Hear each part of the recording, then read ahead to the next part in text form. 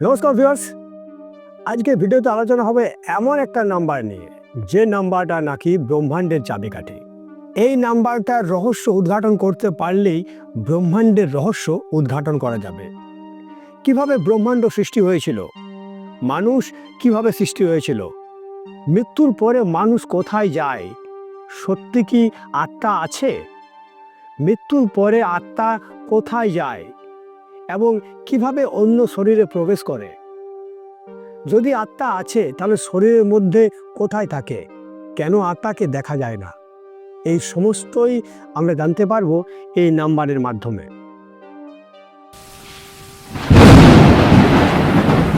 Nikola Tesla পৃথিবীর বুদ্ধিমান ব্যক্তিদের মধ্যে অন্যতম হচ্ছেন নিকোলা টেসলা।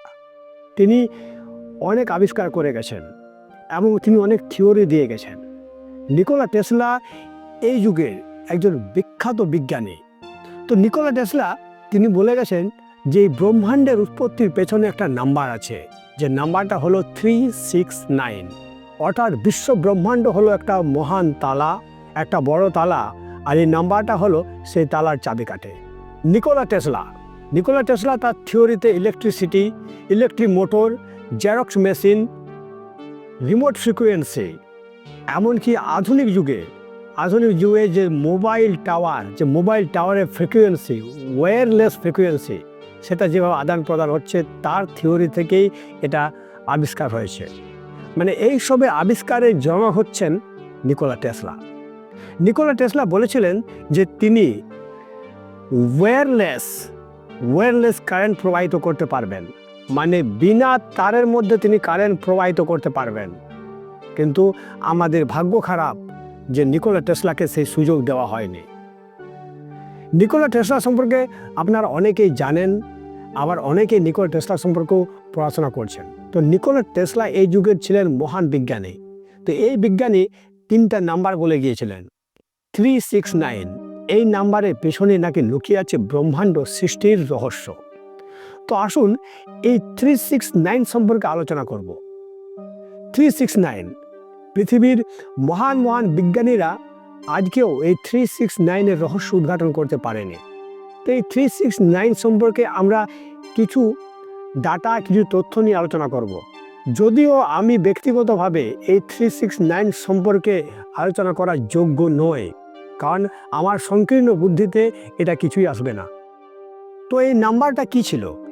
এই 369-এর পিছনে টেসলা কেন পড়েছিলেন? টেসলা যখন কোনো বিল্ডিংয়ে প্রবেশ করতেন তখন তিনি 3 বার সেই বিল্ডিংকে প্রদক্ষিণ করতেন, তারপর সেই বিল্ডিংয়ে তিনি প্রবেশ করতেন। তিনি তার প্রাত্যহিক জীবনে এই 369 নাম্বারটিকে সঙ্গে নিয়ে চলতেন। নিকোলা টেসলা যখন কোনো লিফটে উঠতেন তখন তিনি আগেই দেখে নিতেন যে লিফটে কতগুলো লোক আছে, মানে লিফটে কতজন আছে। যদি লিফটে এমন কিছু সংখ্যক মানুষ থাকে যেটাকে 3 দিয়ে ভাগ করা যায়, মানে যে সংখ্যাটা 3-এর গুণিতক, সেই সংখ্যা যদি ব্যক্তি সে লিফটে থাকে তাহলেই তিনি সেই লিফটে চড়তেন। যেমন ধরুন 3, মানে নিকোলা টেসলাকে নিয়ে যেন 3 জন হয়, অথবা 6 অথবা 9 এরকম। নিকোলা টেসলা যখন কোনো হোটেলের রুমে থাকতেন তখন তিনি মেনশন করতেন যেন হোটেলের সেই রুম নাম্বারটা ওই 369-এর গুণিতকই যেন হয়। তো নিকোলা টেসলা তিনি প্রাত্যহিক জীবনে এই 369টাকে খুব মেনে চলতেন। বন্ধুরা, এই বিশ্ব ব্রহ্মাণ্ডে যখন সৃষ্টি হয় তখন এই সূর্যের মতো কোটি কোটি, মানে অগণিত সূর্য গঠিত হয়েছে, যার নামও আমরা জানি না। তার সঙ্গে আছে বিভিন্ন গ্রহ নক্ষত্রেরা। যেমন আমাদের সৌরমণ্ডল, তেমনই আছে বিভিন্ন গ্যালাক্সি। তো আমাদের সৌরমণ্ডলের কথাই যদি আমরা বলি তাহলে সূর্যকে প্রদক্ষিণ করছে বিভিন্ন গ্রহ নক্ষত্র, যেমন আমাদের পৃথিবী, তারপর বৃহস্পতি, শনি, তারপর উপগ্রহ হিসেবে আমরা জানি চন্দ্র, টাইটান, ফোর্বস, গ্যানিমিড প্রভৃতিরা। তো বিভিন্ন গ্রহ এবং বিভিন্ন উপগ্রহের কিন্তু একটা নির্দিষ্ট গতি আছে, সেই গতিতে তার সূর্যকে প্রদক্ষিণ করছে। তো ধরুন সেই গতিটা যদি একটু বেড়ে যায়, কোনো গ্রহের সেই গতিটা যদি একটু বেড়ে যায় কিংবা কমে যায়, ধরুন পৃথিবী যে হারে, যে গতিতে, যে স্পিডে সূর্যকে প্রদক্ষিণ করছে সেই স্পিডটা একটু বেড়ে গেল কিংবা কমে গেল, তাহলে পৃথিবীর মধ্যে প্রলয় সৃষ্টি হয়ে যাবে। তাহলে বিভিন্ন গ্রহ নক্ষত্ররা সূর্যকে প্রদক্ষিণ করছে একটা নির্দিষ্ট মাপকাঠিতে, একটা নির্দিষ্ট গণিতের উপর। আর আমরা বলছি যে আমরা গণিতের সৃষ্টি করেছি। তাহলে এটা কি? এর মধ্যে কি লুকিয়ে আছে 369? হয়তো এই ম্যাথ, এই গণিতের সৃষ্টিকর্তা স্বয়ং ঈশ্বর, কিংবা এই 369 এই নাম্বারের পিছনে লুকিয়ে আছে ঈশ্বরের অস্তিত্ব, কিংবা এই 369টা এমন একটা ফ্রিকোয়েন্সি যে ফ্রিকোয়েন্সির মধ্য দিয়ে গেলে আমরা ঈশ্বরের কাছে পৌঁছাতে পারবো। বন্ধুরা, এই পৃথিবীতে প্রথম জন্ম নিয়েছিল এককোষী প্রাণী। যদি নাম করা যায় তাহলে উদাহরণ হিসাবে বলা যায় এককোষী প্রাণী অ্যামিবা। তো সেই অ্যামিবা ছিল এককোষী প্রাণী, তারপর বিভাজিত হয়ে হয়ে রূপান্তরিত হয়ে হয়ে অ্যামিবা থেকে মানুষে পৌঁছেছে। তো অ্যামিবা ছিল এককোষী প্রাণী, তারপর কি হলো? তারপর সেই কোষটা বিভাজিত হতে থাকলো। 1 ডবল 2, 2 থেকে 4, 4 থেকে 8, 8 থেকে 16, 16 থেকে 32, তারপর 64, তারপর অগণিত এরকম ডবল হয়ে হয়ে বিভাজিত হতে থাকলো কোষগুলো। একটা প্রাণী যখন তার মাতৃগর্ভে থাকে তখন এককোষী প্রাণী হিসাবেই থাকে, তারপর সেটা পরিবর্তিত হতে হতে সেই কোষটা বিভাজিত হতে থাকে। তো বন্ধুরা, একটা জিনিস, যখন কোনো নাম্বার ডবল হতে থাকে, 2, 2 থেকে 4, 4 থেকে 8, তো এই নাম্বারটার মধ্যে আপনি 369 কোথাও পাবেন না। ধরুন 2 এর মধ্যে 369 নেই, 4-এর মধ্যেও নেই, 8-এর মধ্যেও নেই। এবারে চলে গেল 16 কোনো নাম্বার নয় বন্ধুরা। আমাদের যে নাম্বার থাকে সেটা 0 থেকে 9। তো 16 মানে 1 আর 6 নাম্বারকে যোগ করে হয়েছে 16। তো এই 16-র মধ্যে যদি আমি 1 + 6 করি তাহলে হবে 7। আবার ধরুন 32, এই 32 নাম্বারটা যখন আমি 3 + 2 করব তখন হবে 5। এমনইভাবে ডবল হতে হতে যখন নাম্বারগুলো আমি যোগ করে যাব তখন এই নাম্বারগুলো কোথার মধ্যে আমি 3, 6 আর 9 পাবো না। তাহলে ঈশ্বরের সৃষ্টি এই মহান গণিতের মধ্যে 3, 6, 9 গায়েব। এটা কি হতে পারে? এটা সম্ভব? হ্যাঁ, কি রহস্যজনকভাবে 3, 6, 9 নাম্বারটা কিন্তু গায়েব হয়ে গেছে। ঈশ্বরের এই মহান ম্যাথে, ঈশ্বরের এই মহান গণিতে এই 3, 6, 9 নাম্বারটা কিন্তু নেই।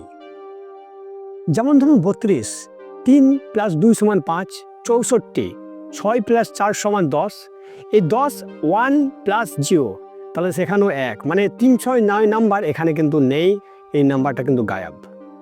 হাজার হাজার বছর আগে ভগবান শ্রীকৃষ্ণ বলে গিয়েছিলেন যে আত্মার কিন্তু মৃত্যু হয় না, আত্মা রূপান্তরিত হয়ে অন্য শরীরে চলে যায়। ঠিক আজকের দিনে যেমন বৈজ্ঞানিকরা বলছেন যে এনার্জি কোনদিন শেষ হয় না, এনার্জি রূপান্তরিত হয়। ধরুন কোনো একটা জেনারেটরকে আমরা চালালাম, তো জেনারেটরটা কী হলো? যন্ত্র শক্তি থেকে ইলেকট্রিক শক্তিতে রূপান্তরিত হয়ে গেল। আবার আপনি বাড়ির মধ্যে মোমবাতি জ্বালাচ্ছেন, তো মোমবাতিটা যখন জ্বলছে তখন কি হচ্ছে? আলোক শক্তি থেকে রাসায়নিক শক্তিতে পরিবর্তিত হয়ে যাচ্ছে। তাহলে শক্তির কিন্তু মৃত্যু নেই। ভগবান শ্রীকৃষ্ণ যেমন বলে গিয়েছিলেন যে আত্মার মৃত্যু হয় না, ঠিক তেমনই। তো এই 3, 6, 9 নাম্বারটা এমনই কি একটা নাম্বার যার কিন্তু মৃত্যু নেই। ধরুন এই 3, 6, 9 নাম্বারটা, এই নাম্বারটা লুপ্ত আছে, আবার এই নাম্বারটা দেখাও যায়। তাহলে এই নাম্বারটি কি আত্মার মতো, যে আত্মাকে দেখাও যায় না আবার অনুভবও করা যায়? মানুষ যখন জীবিত আছেন তখন আত্মা তার শরীরের মধ্যে আছে, যখনই মানুষ জীবিত নেই তখন আত্মা শরীরের বাইরে চলে যাচ্ছে। তাহলে 3, 6, 9 নাম্বারটা আমরা যে ডিজিটাল রুট করলাম তার মধ্যে কিন্তু অদৃশ্য, এই 3, 6, 9 নাম্বারটা গায়েব। আবার আপনারা দেখবেন এই 3, 6, 9 নাম্বারটা কিন্তু বিশ্ব ব্রহ্মাণ্ডের মূলে আছে। আসুন আলোচনা করছি। আরেকটা মজার বিষয়, এই 3 আর 6 নাম্বারটাকে যখন আমরা ডবল করব কিংবা ধরুন হাফ করব তখন কিন্তু আমরা 3 আর 6ই পাবো। ধরুন 3 দুগুণে 6, 3-এর সঙ্গে 2-এর গুণ করলাম, 6 পেলাম তো। আবার 3-এর সঙ্গে যদি 5-এর গুণ করি তাহলে 3, 5-এ 15, 15 মানে 1 + 5 = 6, তাহলে সেই 6 পেলাম তো। এবার 3-এর সঙ্গে যদি আমি 7-এর গুণ করি, 3 গুণিত 7, তাহলে 21 হচ্ছে।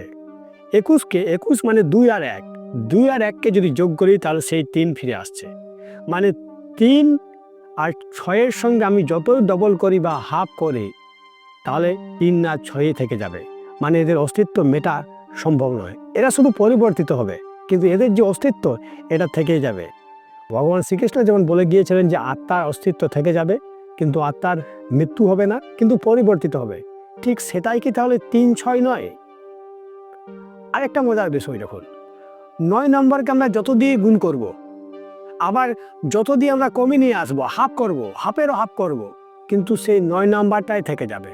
ধরুন 9কে আমরা গুণ করছি 21 দিয়ে, তাহলে কি হচ্ছে? সমান হচ্ছে 189, মানে 189। তো 189কে যদি আমরা যোগ করি, 1 + 8 + 9 কত দাঁড়ায়? 8 রেখে 9 আর 9 18। এই 18 মানে 1 + 8 মানে সেই 9 আসছে। মানে 9কে আমরা যত দিয়ে গুণ করব সেই ঘুরে ফিরে 9 আসছে। শুধুমাত্র সংখ্যাটার পরিবর্তন হচ্ছে, সংখ্যাটা খালি রূপান্তরিত হচ্ছে, কিন্তু 9 নাম্বারটা জীবিতই আছে। সেই 9 নাম্বারটা থেকেই যাচ্ছে, তার মৃত্যু হচ্ছে না, খালি শক্তি রূপান্তর হচ্ছে। তাহলে 9 নাম্বারটার মধ্যে কি এমন রহস্য লুকিয়ে আছে যেটা নিকোলা টেসলা বলতে চেয়েছিলেন? বন্ধুরা, আমরা জানি যে একটা বৃত্তের যে ডায়ামিটার হয়, একটা বৃত্ত 360 ডিগ্রি হয়ে থাকে। একটা বৃত্ত যখন 360 ডিগ্রি হয়, ধরুন সেই বৃত্তটাকে আমি 4 ভাগে ভাগ করছি, তাহলে 4 ভাগে যদি ভাগ করি তাহলে প্রতিটা ভাগে 90 ডিগ্রি করে পড়ছে। 90 মানে 9 + 0, সেই 9 ফিরে আসছে। এবারে ধরুন সেই বৃত্তটাকে আমি 10 ভাগে ভাগ করলাম, তাহলে প্রতি ভাগে আমি 36 ডিগ্রি করে পাচ্ছি। 360 ডিগ্রিকে যদি 10 দিয়ে ভাগ করি তাহলে প্রতি ভাগে 36 ডিগ্রি করে পাচ্ছি। 36 মানে 3 + 6, এখানেও কিন্তু 9। এবারে এই বৃত্তটাকে যদি আমি 1000 ভাগে ভাগ করি, কোটি ভাগে ভাগ করি, তাহলে হিসাব করে দেখুন সেই 9ই আসবে। তাহলে নিকোলা টেসলা কি বলতে চেয়েছিলেন? এই 9ই কি বিশ্ব ব্রহ্মাণ্ডের চাবিকাঠি? এই 369 এর মধ্যে কি এমন লুকিয়ে আছে যে ঘুরে ফিরে এই 9টা দেখা যাচ্ছে, ঘুরে ফিরে 3 দেখা যাচ্ছে, আবার কখনো দেখা যাচ্ছে না? তাহলে কখনো অদৃশ্য, আবার কখনো দৃশ্যমান। বন্ধুরা, স্পিড অফ লাইট মানে আলোর গতিবেগ 186.289 MPS, এখানেও কিন্তু নয়। আলোর গতিবেগ এখানেও কিন্তু নয়। বন্ধুরা, এই 3 নাম্বারটা এমন একটা নাম্বার যেখানে বিশ্ব সৃষ্টির মূলে লুকিয়ে আছে। এই 3 নাম্বারটা আমরা জানি যে বিশ্ব সৃষ্টি হয়েছে, মহাবিশ্ব সৃষ্টি হয়েছে পরমাণু থেকে, মানে অ্যাটম থেকে। আজকের বিজ্ঞানীরা যেটা বলছেন, অ্যাটম থেকে বিশ্ব ব্রহ্মাণ্ডের সৃষ্টি হয়েছে। তো এই অ্যাটমকে ক ভাগে ভাগ করা যায়? 3 ভাগে, তাই না? একটা হচ্ছে ইলেকট্রন, একটা প্রোটন আর একটা নিউট্রন। এখানেও কিন্তু সেই নাম্বার 3। আরও যদি ডিটেলসে যায়, এই পরমাণুর মধ্যে যে ইলেকট্রন, প্রোটন এবং নিউট্রন আছে, এগুলো পরবর্তী ক্ষেত্রে বিভাজিত হয়ে 6 ভাগে ভাগ হয়। তাহলে এখানেও কিন্তু 6। বন্ধুরা, সব জায়গায় 3, 6, 9 অস্তিত্ব আপনি খুঁজে পাবেন, আবার কোনো জায়গায় পাবেনই না। দেখুন, আমরা সময়কেও 3 ভাগে ভাগ করি, অতীতকাল, বর্তমানকাল এবং ভবিষ্যৎকাল। এখানেও কিন্তু 3। বন্ধুরা, ইলেকট্রিসিটিকেও কিন্তু 3 ভাগে ভাগ করা যায়। একটা হচ্ছে পজিটিভ, একটা নেগেটিভ, আর একটা কিন্তু নিউট্রাল। এখানেও কিন্তু সেই 3। যেমন দেখবেন পদার্থকেও 3 ভাগে ভাগ করা যায়। কি কি? কঠিন পদার্থ, তরল পদার্থ এবং গ্যাসীয় পদার্থ। এখানেও কিন্তু সেই নাম্বার 3। বন্ধুরা, হিন্দু শাস্ত্রে বিভিন্ন মুনি ঋষিরা তপস্যা করেন একটা মন্ত্র দিয়ে। সেই মন্ত্রটা হচ্ছে ওম। এই ওম মন্ত্রটা সৃষ্টি হয়েছে 3টা ধ্বনি দিয়ে, আ, উ, ম। তো এই যে আউম থেকে সৃষ্টি হয়েছে ওমের। তো এই ওমের যে ফ্রিকোয়েন্সি, বৈজ্ঞানিকরা যেটা বলছেন সেটা হলো, ওমের ফ্রিকোয়েন্সি হলো 432 হার্জ। তাহলে এখানেও কিন্তু 9, 4 + 3 + 2, 4 + 3 7 + 2 9, এখানেও কিন্তু 9। তাহলে নিকোলা টেসলা কি বলতে চেয়েছিলেন? যে 369 নাম্বারটার মধ্যে লুকিয়ে আছে ব্রহ্মাণ্ডের চাবিকাঠি। এই 369 নাম্বারের ওপারে কি আছে? স্বয়ং ঈশ্বর কি বিরাজমান, যেটা আমরা দেখতে পাচ্ছি না? আত্মা, আত্মা দেখা যায় না, অনুভব করা যায়। কখনো কখনো 9 নাম্বারটাকে দেখা যাচ্ছে না বিভিন্ন হিসাবে, আবার কখনো দেখা যাচ্ছে যে সব হিসাবের মূলে কিন্তু নাম্বার 9। বন্ধুরা, নিকোলা টেসলা তার জীবনকালে 369 নাম্বারের রহস্য উন্মোচন করতে পারেনি। জানি না আগামী দিনে এই রহস্যের উন্মোচন হবে কি না, তবে 369 নাম্বারটা সত্যি যে রহস্যজনক, সেটা কিন্তু আর অবিশ্বাসের কোনো জায়গা থাকে না। নমস্কার ভিউয়ার্স, এই ভিডিওটায় যে পর্যন্তই। যদি ভিডিও ভালো লাগে তাহলে এই চ্যানেলটা সাবস্ক্রাইব করে দেবেন এবং লাইক করে দেবেন এবং শেয়ার করে দেবেন।